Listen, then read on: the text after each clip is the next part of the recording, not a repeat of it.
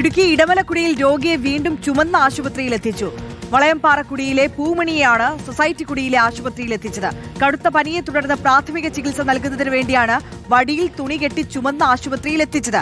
കഴിഞ്ഞ ദിവസം വയോധികനെ കിലോമീറ്ററോളം ചുമന്ന് ആനക്കുളത്ത് എത്തിച്ചിരുന്നു. ദൃശ്യങ്ങളിലേക്ക് ആദ്യം.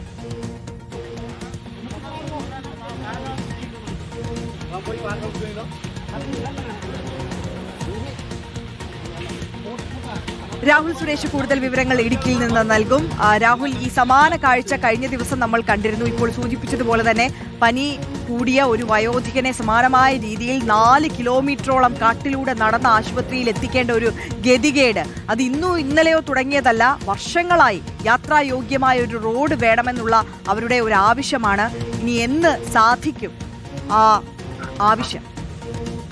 ആര്യ, സംസ്ഥാനത്ത് എല്ലായിടത്തും ഈ വികസനം എത്തിയെന്ന് മാറി മാറി വരുന്ന സർക്കാരുകൾ അവകാശപ്പെടുമ്പോഴും ഈ ആദിവാസി ഉന്നതകളിലെ അവസ്ഥ വളരെ പരിതാപകരമാണ്. കാരണം ഇന്നലെയാണ് ഈ ഇടമലക്കുടി ആദിവാസി ഉന്നതിയിലെ ഒരു വയോധികനെ ഒരാളെ ചുമന്നുകൊണ്ട് ആശുപത്രിയിൽ എത്തിക്കേണ്ട സാഹചര്യം ഉണ്ടായത്. സമാനമായ ഒരവസ്ഥ ഇന്നും ഇടമലക്കുടി ഉണ്ടായിരിക്കുന്നു എന്നതാണ് വളരെ വേദനാജനകമായ കാര്യം.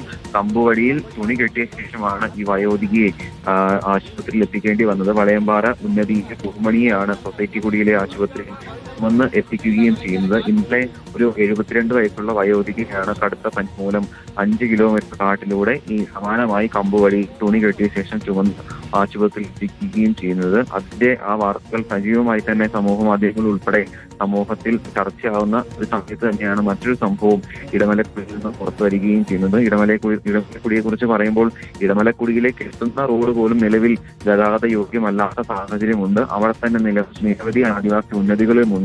അവിടേക്ക് ആ സ്ഥലങ്ങളിലേക്കൊക്കെ നിലവിൽ നടന്നു മാത്രമാണ് പോകാൻ കഴിയുന്ന ഒരു സാഹചര്യമുള്ളൂ. പലപ്പോഴും മഴയൊക്കെ ആകുമ്പോൾ വലിയ ദുരിതമാണ് അവിടെയുള്ള ആളുകൾ അനുഭവിക്കുകയും ചെയ്യുന്നത്.